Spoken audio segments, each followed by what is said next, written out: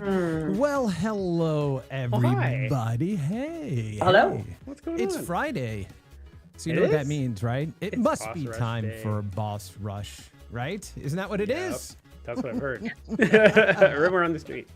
That's right. Hey, everybody. Thank you for joining us on Hey, everybody. this Friday afternoon, morning, evening, wherever you may happen to be hailing from. My name's Chris Melisinas. I'm the principal evangelist for video games here at AWS. And with me today, we have...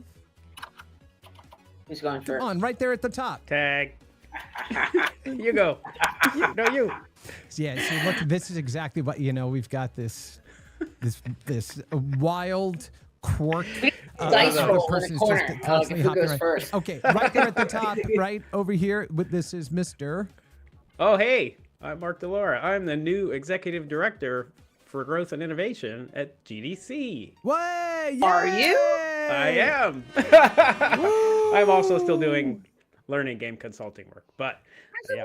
amazing. I just Let's started. get Yep. our... It's time to Oh. reinvent GDC. And they asked if I wanted to jump on board and help push. And I'm like, You're gonna heck move out of San yeah. Francisco. Not this year. One thing at a time. All right, so yes, Exactly. congratulations. Yeah, we definitely have to hear more about this. And, of Yep. course, Yes. with us down here.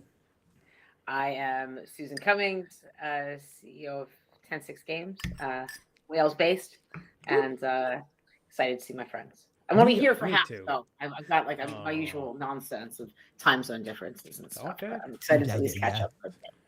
I'm going to Yeah. check levels while Mark tells us all about this new adventure that Yeah. he's on. Woo! Well, thank you. Yeah. So, I've been. My first GDC was 1997, I think, when I was a young Me too. pup. Was it? What do Same you year, mean? yeah. What the heck? I know. It's so weird. It was Santa Clara great. days, right? Back Santa in Clara days. Yep. You got it. Yep. There was the one by Great America. Exactly. Yeah. Yep. Yeah. Yep. That's I the remember one. seeing the people who make creatures talk about the AI in the creatures game, and it was blowing my mind. I'm sorry, So I was then- checking levels. You said creatures? Yeah. Yes. Yeah, One of the right, first right. ones to use Oh, the that's my DNA first- and... My first It was was so 96 or 97. I can't remember. So I No, might keep actually saying have a that year same on thing. It might be 96 too. I can't remember. I think the most interesting thing about that, and then we're going to jump right in, but now I got to get this Yeah. out of my brain. So thank Yeah. you, brain, and thank you, Mark. Brain. Go Is the way if you had a problem with one of the creatures that you made, you could copy it to a floppy disk and then send it into the company because no internet. And then they would analyze it. And somebody had said, oh, one of the creatures was born dead in the game. So when they had sent it, basically the egg, right, the creature into the company, when they analyzed it, they said, no, it's not born dead. It's like deaf, blind, mute, and had no motor skills because of all of the kind of inbreeding or cross sections of the different creatures that basically birthed this thing. Oh my God. Yeah, crazy. All right, That's wild. let's stop for that for a second. Mark, tell us more about your new position. Yeah. Well, GDC is 30,000 people coming to San Francisco, right, each year to talk about games, push the art of games forward, trade tips and tricks, do deals, grow studios, all the things. And for the past 5 years or so, it's been about 30,000 people. And this year, the group that runs GDC now, which is Informa, said, "Hey, we're going to make a big investment into this and try to update GDC for the new media landscape." I think we've all there have been a lot of us, kind of whinging about GDC in recent years. I think looked like the expo floor shrunk a little last year. Yeah. We see these big groups of people hanging out in Moscone in the park and not coming into the conference, and so we're not getting a good mix of ideas there. And so the question for me is like, great, how do we reinvent GDC for the modern world? Like, the thing about games is that we're trying to reinvent games all the time, right? We need to innovate. We need to surprise and delight. Like, we need to do the same thing with the conference.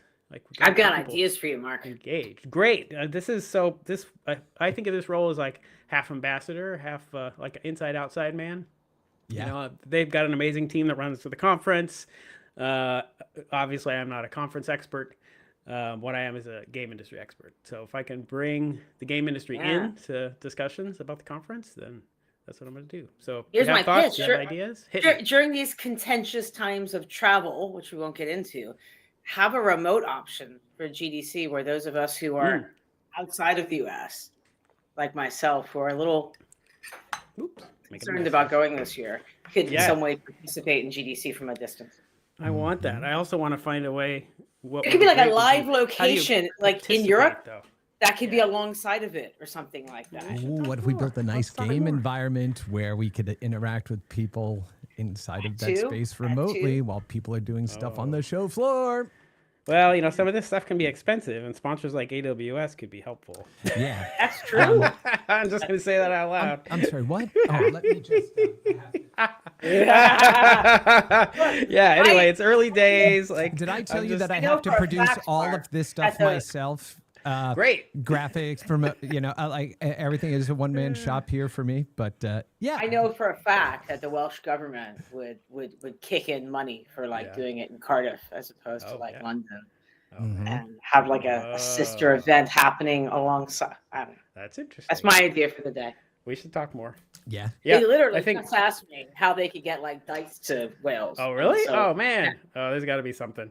Well, it's like, you know, well, I think what's true about GDC every year is that it runs up on you at warp speed. Yeah. You know, I'm like, they have the call for content for presentations already open. And it closes on August 7th. Crazy. And it's, Really? I know it's just because there's so much stuff that has to be done between now and then, and they're like trying to queue that up so they can use that as part of the advertising. And like every time that comes around, I'm like, man, that seems really early. And then I start talking to them about what they have to do between here and there. And I'm like, oh, well, that's why it's really early. I might not like it, but it's kind of what has to happen. Yeah. So I think that's probably true for things to be done at GDC next year. Like if we're going to come up with interesting ideas, and they already have a bunch of interesting things that they're running forward on that they'll talk about or I'll talk about. Like now's the time to brainstorm and innovate, right? Yeah. So let's go. Let's do it. If you got ideas, hit me up. I'm gonna pretty much just start hitting up everybody I know and be like, hey, let's sit down for a half hour, have a chat. It's so fun. I love that you're doing that. I love that they're having you specifically do that. I think is wonderful. Hey, thank you. It's my favorite kind of thing to do. It's like I have to talk to a bunch of people, maybe go to some conferences, and like try to innovate and play and like do new things. Yeah, and it's that's structure amazing. like you're gonna get together like the biggest More party for ideas. game We have to developers. catch Like, up, Mark. Great. Yes. Yeah. I've got other ideas I can throw your way too that I'm just Awesome. thinking. I'm like, we got to catch up. Yeah, Cool. ideas, and then make sure that they are achievable and figure out how to go ahead and help you get there, right? So I couldn't be happier for you. I couldn't be happier for GDC, right, for bringing you on, buddy. So congratulations. Thank you very much. Congratulations. Everybody, this is super positive news about the future of an amazing conference that is still just fundamentally important, right, to our industries. So great job, buddy. Great job. And great job to the team at GDC. I'm excited. Right, for leaning in there. They're so good. Yeah. Well, look, I know we only have Susan with us for a little bit today. So, Susan, why don't we go ahead and hand it over to you and what is floating around that big brain of yours that you need to share and get out there into the world right now? Well, I saw two interesting things that I could mention. One of them, someone sent me a link about this game called Peak. Have you guys heard of this thing? I think it's called Peak on Steam, and I haven't played it yet, but it's a mountain climbing game, and it's done like 5 million units really quickly. And kids are playing, they're talking together on like TikTok or Snapchat or something like that while they're climbing. And it's some little indie team, that did it on a shoestring. And I'm like, fuck yeah. I'm really excited to see more of that. There's so many cool indie success stories. It's like one after the next between Alatro and that. And it warms my heart to see this stuff happen. So I haven't played it yet, so maybe one of you guys had played it.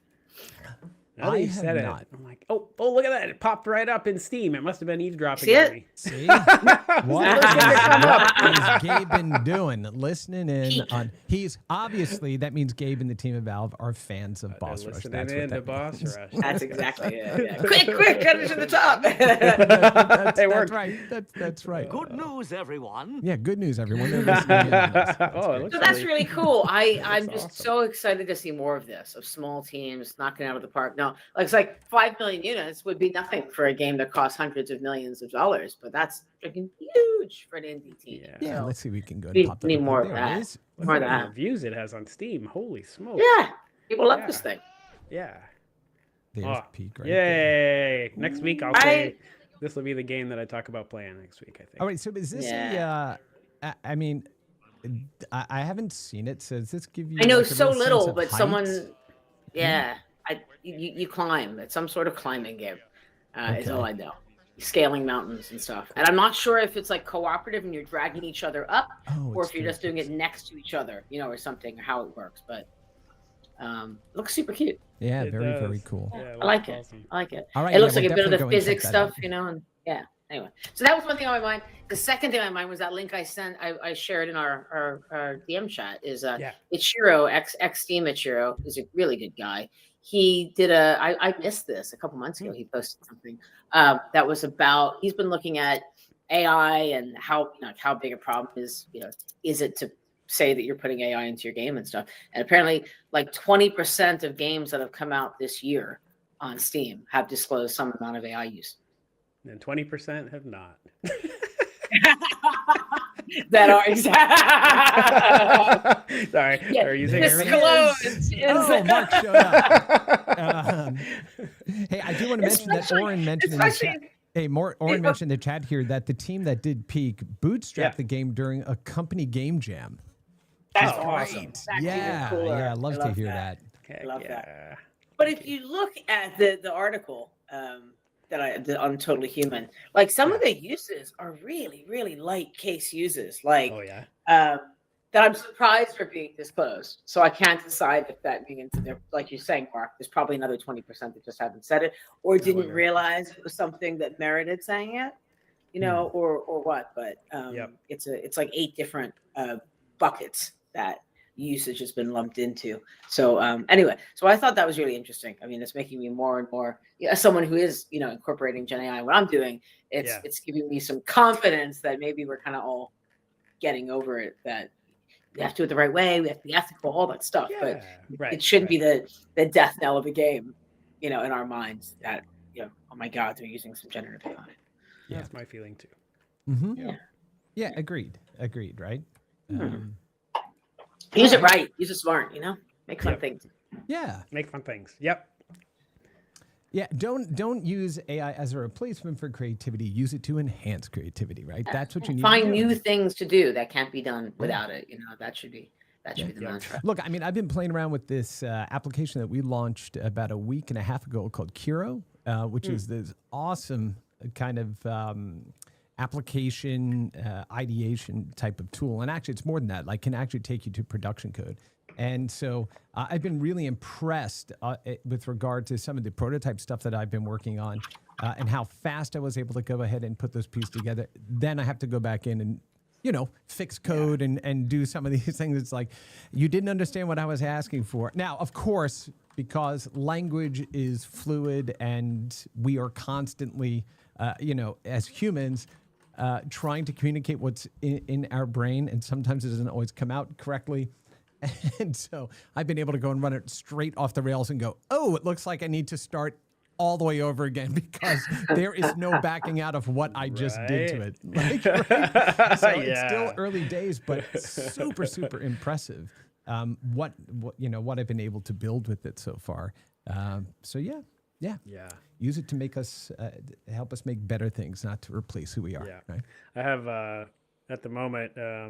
So the conference Serious Play is taking place in 2 weeks in Rochester, New York, which is a conference mostly focused on games for learning and a lot of educators and researchers. And I have a talk there that I've been planning for about how to encourage teachers to use AI to build tools to make it easier to teach their students. So basically, like the learning game space is hard right now to build something and sell in and da da da da da. But there are so many small things that can be useful that a teacher probably could just vibe code. And so I've been doing lots of work with that and kind of framing out what seems to work well and what doesn't. Unfortunately, we're having a family health crisis here, and I think I'm going to have to pull out of that, but which I'm really sad about, and apologize to him profusely, the guy running the conference. But all that work will find its way to the light at some point. However, we can help elevate that and shine some light on that too. You know, let us know we can do that. Of course, awesome. here for you, Mark, and everybody Thanks, there buddy. too. So we really appreciate your time here too. But going back to what you're saying about using games to learn, I have something to share with you all I think is pretty extraordinary. There is a gentleman over here at Amazon who is a researcher in quantum computing, and he had shared a project that he was working on. His name is Glenn. Let me just make sure that I get his post in here correctly because I don't want to go ahead and mess that up. So it's Glenn Evanley, and he created this application called the Qubit Factory. Oh, And it is this really awesome game that's free on Steam. I know our audience can hear the music. I know you can't. But it basically teaches you quantum computing and quantum mechanics through these different useful. puzzles, right? Love it. And That's then great. I remember there was another game. It was like If Then Else, I think is the name of it, right? That taught you about building AI and agentic systems and things like that. This teaches you quantum computing. It is 2 megabytes in size. So you can just download a play. And why is it 2 megabyte in size? Because he made it for the web and he made it for a browser and it works just fine in there. But now you can go download it for free and learn about quantum computing and how this stuff actually works. I love it. Absolutely love the game. I gotta play with that. Yeah, so definitely go ahead and check that out. Heck yeah. Very, very cool. Congratulations to him too on getting the game out there. Yeah. That's really cool. Fantastic. I just quickly shared that with the family for Lee and Lanyon. That's awesome. All right. That's right. So now the power of quantum is now in your hands. Look at that. So let's move from 2 megabytes to 200 gigabytes. Oh boy. Did you see the Sony Tencent lawsuit? I did, yeah. What do we? That all I know is the key art looks exactly like Horizon. Right? I know. You can't not see that. So Tencent, I think if I read this correctly, Tencent had pitched the idea of making a game for Sony or something like this. There's a backstory here in that universe. And so it seems like maybe they had done a lot of investment into building things out that looked similar. This is just me guessing. I don't know if this is true. Anyway, and they weren't able to do that, and so they've built a full game, and it looks a lot like Horizon Worlds. But it does kind of leave me with the question of, is that okay? Don't we have lots of games that look like other games? That's kind of how we build stuff in the game industry. We riff off of other things. So like how many shooters look exactly like the other ones? Yeah. I mean, we've talked a lot about Pal World, right, in the Pokemon universe. Yeah, I don't know. I look at mobile. The mobile's full of clones. Oh my god. Yeah, right. Exactly. As is the indie space, right? I mean, people modifying these things. I don't have any knowledge of the things going on inside of these companies, and so far be it for me to opine on what's going on there. Oh, you should opine. Oh, we always opine. Come on. I leave that to no you. way, Chris. Folks, this is what a good moderator does, right? He allows his best friends to step right in it. But I do remember there was a game that came out several years ago, and there was a lawsuit that came about because this particular knockoff of a game happened to use the exact number, an exact RGB color information for like the selection for, let's say, like skin of the character. And they did this all the way down. So it is one thing to be inspired by stuff and kind of skirt to it. close to it. Yeah. I'm not saying this is that because I've not Yeah, researched I don't enough know. to be able to say that. But there comes where you have to go, well, okay, like it is literally just a copy, of these The things. same thing's going on in the film business right now with that Alison Brie movie. I forget what it's called, which is getting really good reviews, but apparently it's a complete ripoff of a film that was pitched to she and her husband, and they stole everything about it and put it out. Wild, right? I just realized I said Horizon Worlds out loud, and what I meant was Horizon Zero Dawn. Yeah, I knew what Those you are meant. different. You knew. I knew what you Horizon meant. Worlds is We different. all knew what you meant. Yeah. It's it takes so much time. I'm looking at the screenshot on the GameDeveloper.com article, and I'm like, is it a clone if it takes you hundreds of hours just to build the boss monster model? I mean, you're still building this giant. There's no way that model didn't take an eon for somebody to create. So, is it a clone? Or did they I use don't know. AI to do it? Or did they use AI? No. I don't know. And did they disclose it? Yeah. Oh, wait, what was that? What an awful question. Anyway, this will probably set some precedent, I would guess. Yeah. Or hopefully they'll settle and we'll move forward. More than likely, right? Yeah. Yeah. So definitely something to be watching. Susan, we only have you for like another 8 minutes here. So what else you got going on that you want to share with us? Nearly finished Elden Ring. I'm Oh yeah. pleased with People myself. finished that game? I know, That's right? amazing. Good job. I think I have 3 boss fights. Every time I think I'm done, Lee is just like, yeah, you got like 50% to go. I'm like, you're kidding me. What did Steam say? I think I'm 95 hours into this game. I'm gonna find out for sure. I'm gonna find out just how pathetic I am. I am 99 hours I've put into finishing Elden Ring over the past month or something like that. Yeah, I just beat the Godskin duo. If you've played Elden Ring, and so now I've got the last few fights. I'm at the end game. Oh, you're just up to that? I'm so pleased. I look. I don't even know what you're talking about. I've suffered so much over the years, my reaction times and everything. So the fact that I'm getting through this, I'm feeling good about myself. You should be. And you see, and it won't just stop when you finish the game. It's going to live on in your brain now for forever. So I know, and then there's the DLC, and then I have to go back and play everything else from Software made that I hadn't played because I thought they were too hard for me. So you got to go all the way back to Kingsfield on the PlayStation 1. Ooh, when that thing came out, you were like, this is incredible. I'm in this giant black void on a ledge in the water here, and this creature's coming at you, and that's got to be 15 frames a second at least. It's fantastic. All right, I had to go to howlongtobeat.com, which I'd stumbled across recently, and see how long the game takes to beat according to this. you're gonna tell me I should have done it in like 20 hours, right? No, guys, looks like you're right on track. It says main story Am 60 I? hours, main plus sides 100 hours, completion I have been doing a lot of 135 side quests. hours. I Yeah, have so been you're doing a lot of probably side quests. sounds like you're right on track. And running around meandering. I know. Lee's like, oh, that's easy because you're overpowered for that area. I'm like, no, you just rushed through the game and you were incredibly under, which is true. Yeah, exactly. I've been looking, and I'm kind of right where I'm meant to be, difficulty-wise. And level. Slow and steady wins the race, Lee. Right. Yeah. Exactly. Lee. You got to take away his gamer card. What's up? No, so yeah. And actually, that site, what was the name of that site again, Mark? Howlongtobeat.com. So we need to make sure that we surface those. There's like that one, and there's another one that somebody did where you put in your like Steam information, and then it tells you how many games are in your backlog you haven't played and how many hours of gameplay that amounts to. I've heard this. Yes. Is that steamtime.info or is that I don't know, Oh, but we maybe need it's to make sure that we- wastedtime.io. Yeah, someone posted that on LinkedIn. I remember. It was like a little hobby project. Yeah. I love that stuff. More I of love that.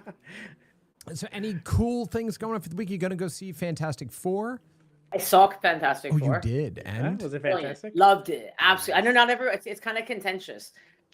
Here's the thing. I've never read any of the Fantastic Four comics. It wasn't my thing growing up, and so I loved it. Right. I heard if you're really hardcore purist Fantastic Four, some people didn't like the choice of enemy and thought there was just no way you could pull him off on screen. That he's supposed to be the size of the universe. How are you ever going to pull it off? So I get it. I get like where the concern is, but I thought it was a fun as hell. That movie. Oh, awesome.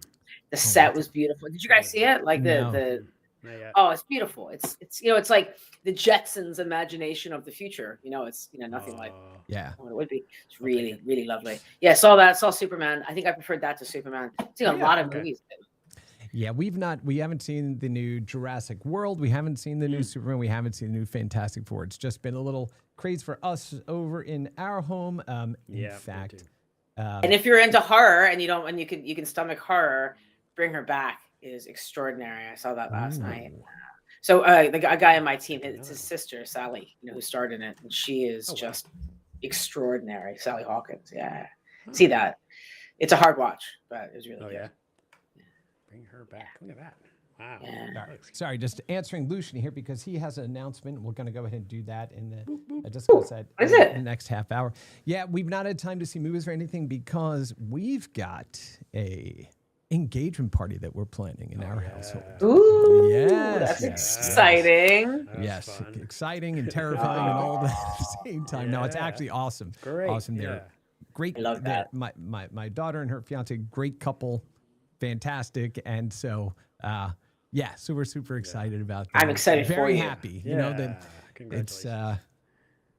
yeah, it's awesome. It's awesome. Yeah. So, and That they're smile. awesome, so, Can't stop smiling. Yeah. I know. I love it. Well, Susan, I know we're up here at the top of the alley there, and thank you so much for spending time. I know it's always Nice to see you. time away from family, especially in the evening, where you are. So thank you so much for joining us. Ainsley as has to always. cook. It's fine. Yeah. And I will be. Nice. I will be back next week, and then I'm off for 2 weeks on vacation. So All right. Where are you Well, going? next week you have to tell us where you're on a going. cruise Yeah, in the on Med. a cruise. Oh boy. Oh boy. Wow. I've not done the cruise thing yet. Maybe I can call in from the Med. How funny would sipping that a be? Right, cocktail. that'd be amazing. For Boss Rush. Right? Oh, well, then tell us where does your cruise stop? It starts in Southampton. It goes to Sardinia, and so it stops a little places along the way in the Med. Very nice. That I need a sounds lovely. vacation so badly. Yeah, well, I know. Between yeah, the two companies, I didn't take any time off, so I'm just like. well, when you swing Yeah. it past Greece, say hi to family over there. Just Yeah. See if you can find any Yes, cruise us. games next week. what's that? Well, I've set up a WhatsApp group of people who are into board games on the cruise. Oh, yeah. So Nice. we're bringing a whole bunch of board games with us because there are a bunch of CDs. So See, now look, that is perfect. We're going I'm a on a geek. cruise. We're gonna be cruising the Mediterranean, but we're also bringing a whole bunch of board games. We can go ahead and sit inside and play some board games. Oh wait, we there's missed like three there's like five islands? CDs, so we need to do something. Yeah. I can't be like playing really bad live game shows on a boat. The climate change game jam just wrapped up. I can send you some things about the ocean sea rise. Excellent. Excellent. Well, I can feel guilty about it. I know. No, you're gonna have a Awesome. great time. It's gonna be awesome. Yeah. Yeah. But we'll see you next week. Absolutely. Yes. All right, Okay. Susan. Thank you. Bye, guys. Bye. See ya. All right. Boop. All right. So Yeah. let's. So Lucian, Oh, good yeah. friend, Yeah. very good friend, Lucian Parsons. Yay! He's in here and he has some information to share with us. yeah. Lucian, who sat in on our GDC cacophonous Boss Rush episode with our live studio audience, like sitting on the bed and all the furniture in the room there. Yep. He has a announcement about his org here. Let's see, TMWATER.org, Team Water. Team Water. Oh, .org. Team Water. Yeah, so let's go ahead and talk a bit about this. So I'm going to Nice. discover this just as we are. Lucian said that today we launched Team Water, a collaboration between the world's biggest YouTube creators, Mr. Beast and Mark Rober, WaterAid, and thousands of other creators from across the world. Our target is to raise $40 million, reach 2 million people with clean water. Our message is clean water changes everything. Our moment is right now, but Team Water isn't just about fundraising. It is a movement powered by young people who want to do something real and lasting. That is awesome. Lucian, fantastic, buddy. Oh, yeah, there we yeah. go. Yeah. Oh, heavy hitters. so cool. Where's the Team Water game?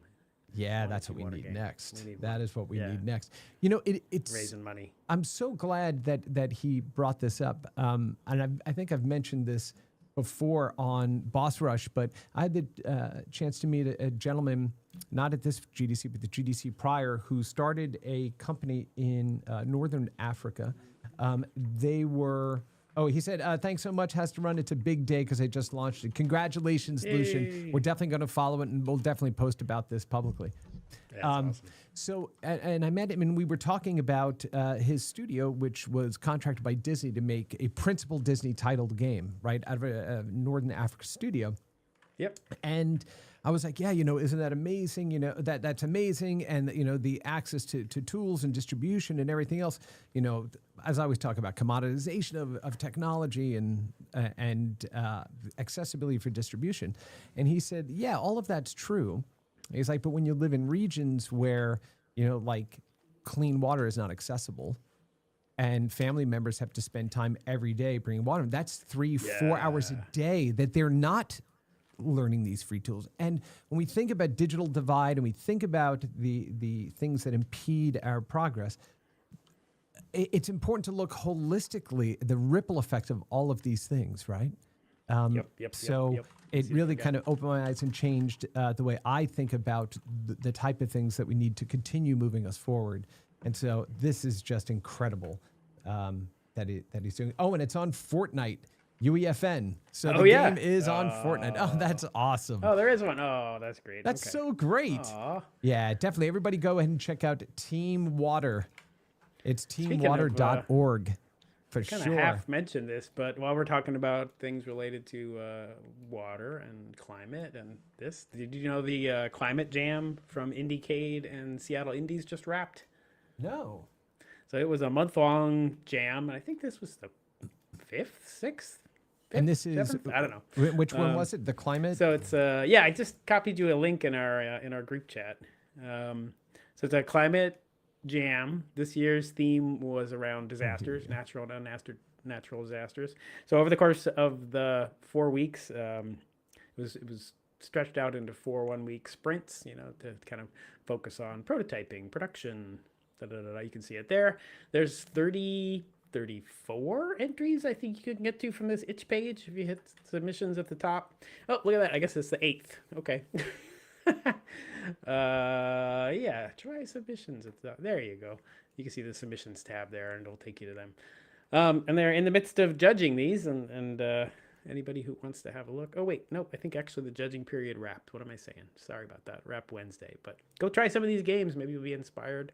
Maybe you'll make your own jam games next year.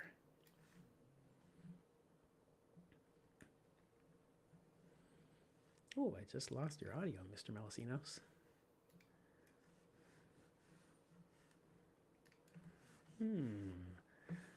I've got no audio here. Wonder why that is.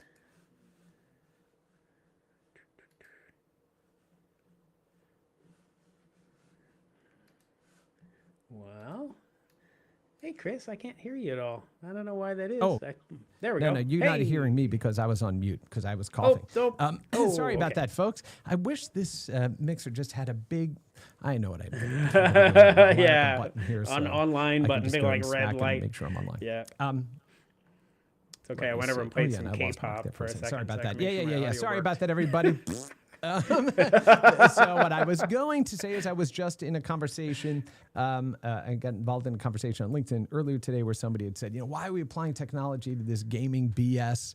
Why don't, people go outside and kick a ball with their friends and stuff. And so I kind of leaned in and went, well, we do, life's not binary. We're not just all in one thing. And it's like, it'd be good to lean in and understand more about what the industry is about and what we can do with games. So it's perfect to have this kind of a conversation now, Climate Jam and the Team Water stuff. So I'll definitely be posting links for this back over to that conversation. So thanks for bringing that up, Mark. Awesome. Appreciate that, buddy. You bet. Do you remember, I'm sorry, riffing off of what you just said. Yeah. Do you remember the game Bounden? Boundden? Bounden? Play that? Yeah. Nope, doesn't ring a bell. Mobile game. Okay. You're probably going to remember this when I describe it. 2-player. You both hold on to the phone. And the phone, it's a dancing game. Right. Basically. Yeah. 2014. So it's been a while. If you haven't seen it, you should totally check it out. Bounden for anybody on here. Super creative. And I mean, like, it's just interesting in so many ways, right? It's encouraging you to, like, dance And, like, move together. your body. Yeah, be with somebody else, holding the phone together. Like, all the things. I'm like, more of this, right? I agree. There was another one too. I forget the name of it though, but it was basically it was everybody that would be in the room. You're all on a spaceship together, and everybody can see a particular control panel, and you all have to yell at each other, like, "Oh, I need you to set, the Doppel drive to 4," and then the person that has that control there, and then when an asteroid comes, everyone space team, everyone has to shake their phones at the same time to avoid the asteroids, and as you continue to mess up, like control panels will start to like unhook and swing down, so you have to tip your phone to do it. It's amazing. It's an amazing game. Yeah. Oh, I love that. I love it so much. Well, I should have mentioned at the top of the show here that Dean unfortunately couldn't be with us because he is on assignment for the new Battlefield 6 launch. So he is on a plane to go ahead and attend that. Good. So we've got I've got some news pieces that popped up that I just want to go ahead and kind of share with us. First one, look at this, web gaming growth fueled by game engine support. What does that mean for everybody? Doesn't mean that. Good news, everyone. Good news, everyone. Exactly. Web-based game engine rankings in H1 2025. According to market research released by web gaming platform Playgama, the browser games market has grown 2.7 times over the past year, and it turns out Unity is the #1 game engine for web games. Good job, Understood. Unity. Yeah, great job, Unity. Web gaming has also grown 4.9 times more than in the first half of 2023. Wow. And let's see, over 15,000 new games were released in Q2 2025 alone, which is just crazy, right? Yeah. I think probably the word game there is a really squishy, broad term because it's so easy to make a tiny, tiny little game on the web, right? That's right. You can just launch it immediately. That reminds me, I'll have to go find the article. I saw a post by somebody who said they found because we all messed around with BASIC when we were kids, right? Learning to program. They made a single line BASIC code game. And that was it. It's one line of BASIC, and it was basically an asterisk kind of dropping down randomly. You had to catch it in a bucket and bounce it back up. One line of BASIC code. I love that stuff. Right? But yeah, in some cases, the word game is doing a lot of the heavy lifting. Yeah. I have somebody's business card around here that has one line of C that's a ray tracer, an ASCII ray tracer on the back. Oh, that's amazing. That's amazing. So anyway, I thought that was really good. Can you see more and more development effort go into web-based games, right? Which is great because it's a browser, folks. Everybody's got one. It is the universe. It's the closest thing we have to a Babelfish for information. Man, it's I'm on in every the device. browser more than anything else these days. I'm like, do I have native apps on my Windows machine? Yeah. Do I click on them very often? No, except for games. Agreed. Absolutely agreed. In fact, fun fact, the tool that we're using right now to bring in video for everybody is a web-based peer-to-peer free tool called Video Ninja. You can do this too. All right. Another big news story. Nintendo sees sales grow 132%. It was 6 million Switch 2s sold now? Yeah, is that what it is there? Yeah. Quarterly. Yeah. 5.82 million Switch 2 units in the first couple of months. Incredible. Just incredible. All I can think of when I read that is I still haven't seen one at the store. I've seen a couple out in the wild. A good friend of ours, Darren Gladstone, he said that he has a Target by where he lives. He's like, it's the magic Target because he can just walk in and there'll be a Nintendo Switch or like products that you're trying to find. He's like, I have no idea why. He goes, but that is the magic. And now he's going to be like, don't out my source. Yeah. Quick, get on the map. Where does he live? Exactly. And so great. So we're seeing growth in web game development. Nintendo's seeing great growth. Microsoft reports Xbox revenue rose in Q4 2025 despite the hardware dip. Yep. Right? That's impressive. Yep. So there's a lot of discussion about them now kind of pivoting to being publisher, right, versus just hardware. Yeah. Well, clearly, I mean, that's where they spent the most. I mean, when your largest acquisition is 3 times larger than the second largest acquisition, Yeah. right? Which was LinkedIn, was the Yeah, second yeah, largest yeah. acquisition. Like, It's gonna be a lot. Yeah, big. you got to double percentage. down on it, right? Yeah, heck yeah. So it was pretty interesting. And I think, what was it? Like 6 of the top 10 games on PlayStation 5 were Microsoft. Yeah, right. I games. saw that news too. Yeah. I was Yeah. like, what? It's a whole new world. I know. And so, yes, we saw that. And then we also saw this one entering the most exciting release cycle in our history. EA is CEO that? Andrew Wilson. I didn't see that. Why is it the most exciting release cycle? Well, let's go ahead and let's find out together, Mark. Wilson said the company is extremely excited about Battlefield 6 reveal in 2 days. How was Wall Street's grade for EA's performance? After trading, the stock price is up 1.5% to 147.79 a share. He made these remarks in the analyst call. When we look at our portfolio of massive online communities, global football, American football, The Sims, we're seeing core community players deeply engaged, staying with us longer. So this is the result of deliberate, sustained focus, user commitment to our biggest opportunities, and now compounding as we scale our communities and expand that reach.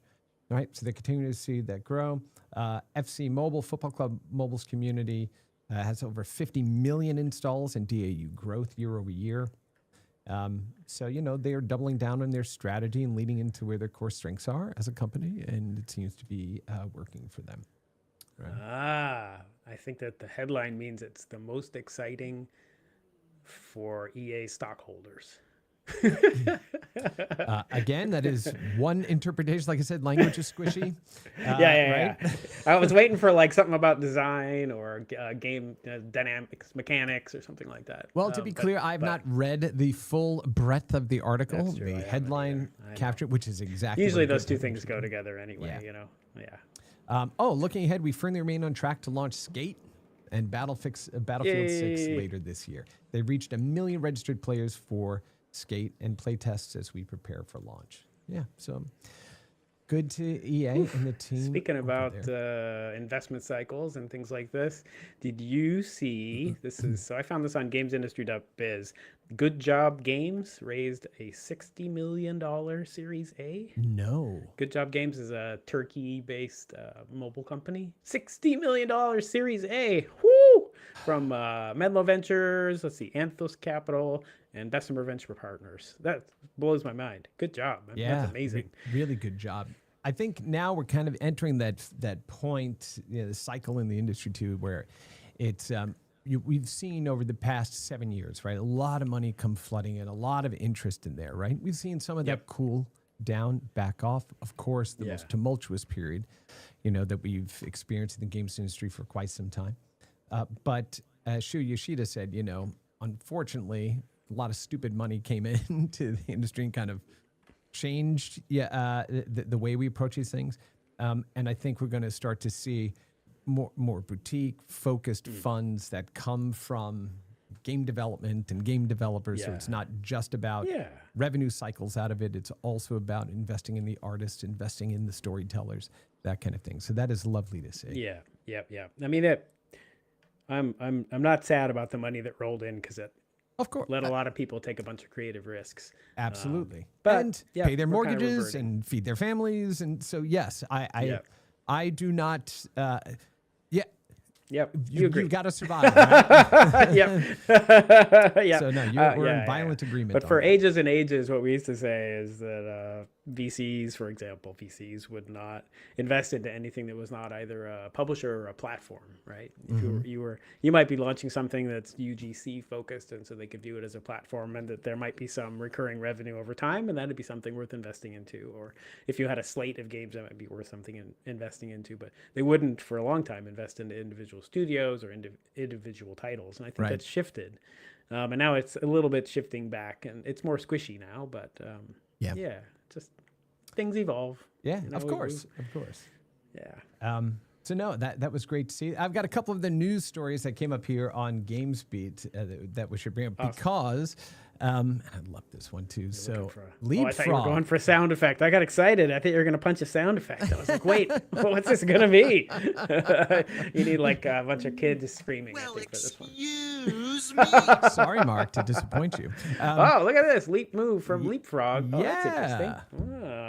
Yeah, tell me more. Leapfrog launches Leap Move motion-based learning game console for kids. I know that Dean has been playing around with the other motion-based console. For some reason, it keeps escaping I was my just trying to remember the name brain. of that too, right? The one that's shaped like a cube. Yep, and this Yeah, one which is awesome. is also shaped like a Oh, cube. look at that. Wait a minute. That's interesting. Oh, Next Playground. Next Playground. Right, next.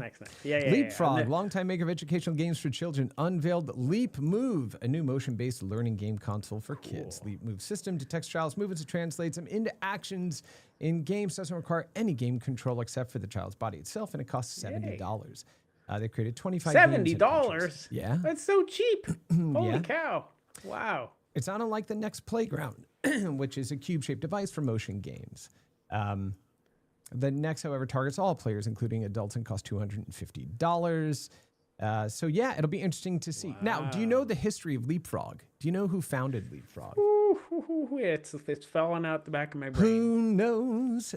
So it was Tom Kalinske. Tom Kalinske. Yeah. So Tom, Kalinski's if he the best. not founded it, I believe he was one of the earliest Awesome. CEOs there. And for those of you that don't know, Tom Kalinske is the man who was the CEO of Sega of America and brought the Genesis and Sonic the Hedgehog here to the West. And then prior to that, he was at Matchbox and Mattel, and he basically completely reinvented the Barbie catalog of toys and inspiration. And the reason we have that color, that Barbie pink color, is because of Tom.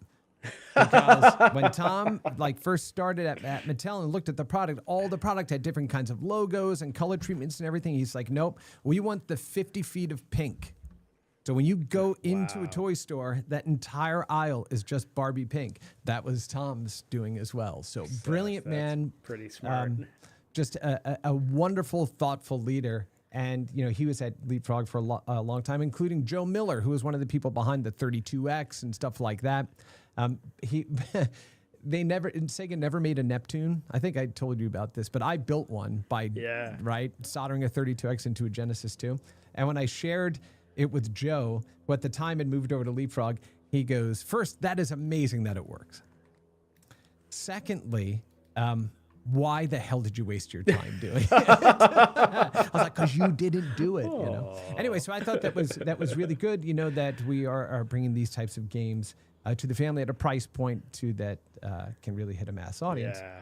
I'm wondering if this Leapfrog, I'm excited about this. I kind of want to go pick one up and try it out. Even though I'm not a kid, I'm an adult who thinks he's a kid.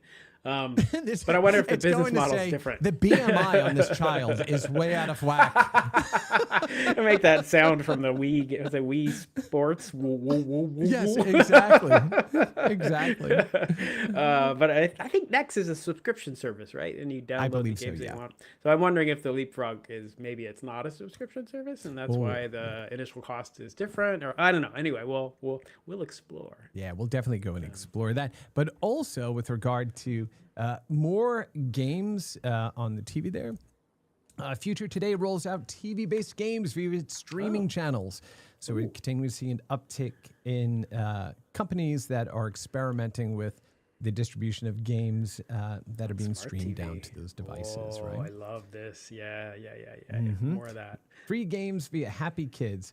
The games span multiple genres, the common feature being the ability to play with only a remote control. These include Power Pool, Air Hockey, Endless Runner, Speed Quest, Platformer, Hop Master, and Prehistoric Racer Dino Rift. Games are available at present in both standalone apps and integrated with future streaming services.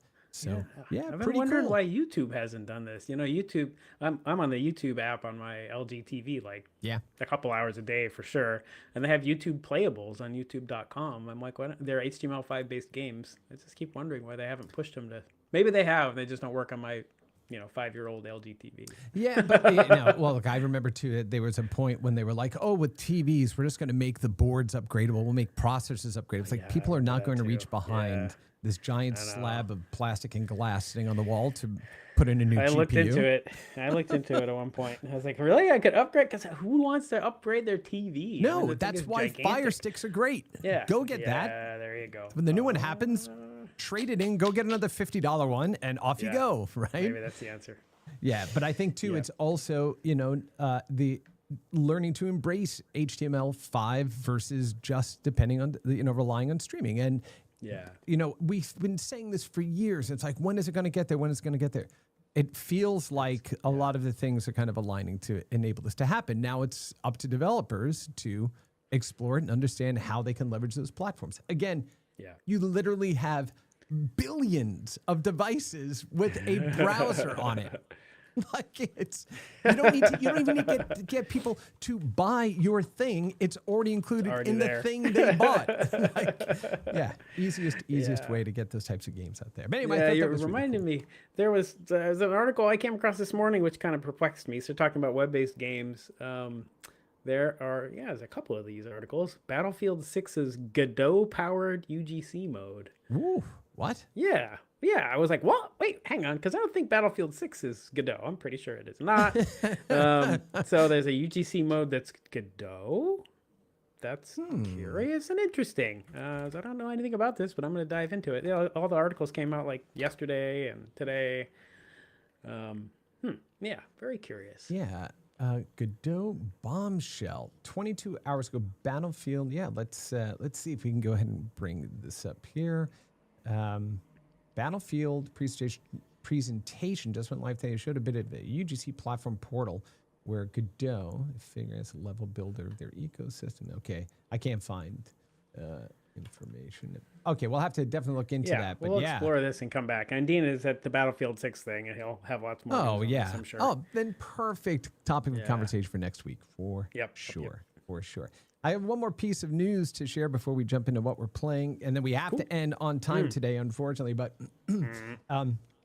Astrocade rolls out AI agent-powered game creation experience so anyone can create games. Huh. Haven't played with this, but the thing, of course, that picks up in my brain is what? The name Astrocade. The Bally Astrocade, right? And that Right. is a I got literal stuck there, throwback too. to it. And I was like, oh, Right. they're going to have that gun-handled joystick with the stick on top? That would be great. That'd be awesome. So AI agent-powered game creation experience so anyone can create games. Astrocade launches AI agent-powered game creation experience, opening the door for everyone to create and remix games in minutes. The company also confirms in the process of closing a Series A round.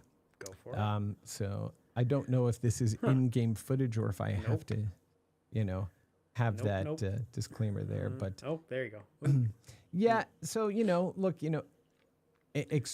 getting people to explore and experiment with game mechanics and design, rapidly, fantastic. It remains to be Yeah. seen, what comes out of this. A lot of it Yeah. feels very much like the Flash movement of, everything. That's a Yeah, Flash right, game, and I right. know it is. Right, but we had some Yeah, you were like, extraordinary this is an games that AI came game. out of the Flash space. Castle totally. Crashers and all those types of games too, right? Yeah. So, Yeah, I can give you a TLDR jump to the talk I was going to do at Serious Play, which was all about making your own games, like heavily utilizing generative AI. Like the thing that I discovered was that a lot of the components of game development you could short circuit. You could make models, you could make 2D, you could do some vibe coding, right. all this kind of stuff. You could brainstorm game design with ChatGPT. That's the putting together of all these things and turning it into something entertaining that you cannot outsource to an AI, at least not right now. That was my experience. Maybe other people are doing it well, but I found I had great design conversations with ChatGPT where I came up with weird ideas I hadn't thought of that made sense for what I was trying to do.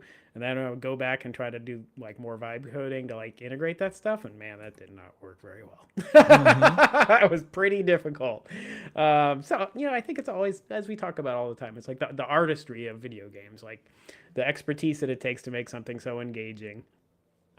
Yeah, we're not going to be outsourcing that to the AIs anytime soon. No, because the most an AI can know is what it learned at this very second. That's it, right? Yeah. And when we think about games that emerge that really challenge, design and creation and mechanics, those come from individual perspective that's inspired by all the things that they consume. And so that's not that inspiration. So again, it's not that we shouldn't be using AI tools. There are places for them to help us be better, to deliver more stuff, to help get, our brains out of our own way, that type of thing. But it's the creativity. Like here's the thing. I mean, AI can't tell you if something is fun.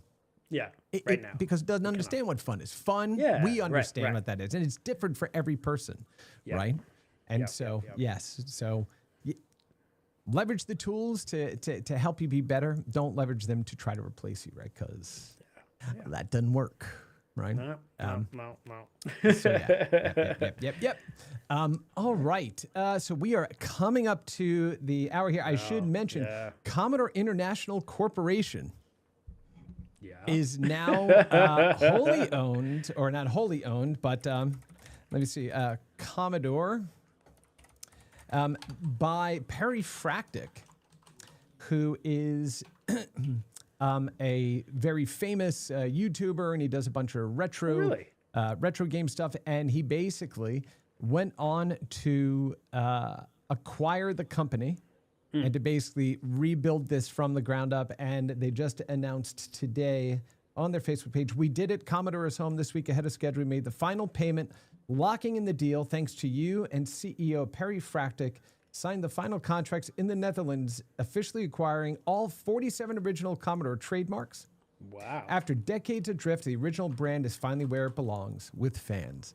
So, they're going to be building all kinds of crazy stuff with it, which is fantastic. Really fantastic. Go ahead and check out his channel on YouTube, Perry. It's Retro Recipes. Great name.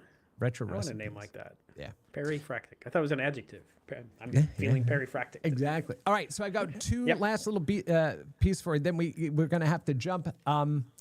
So I started a new podcast last week with this gentleman, Mr. Larry Herb, Major Nelson, formerly over at Xbox, and we call this podcast Professional Doppelgamers.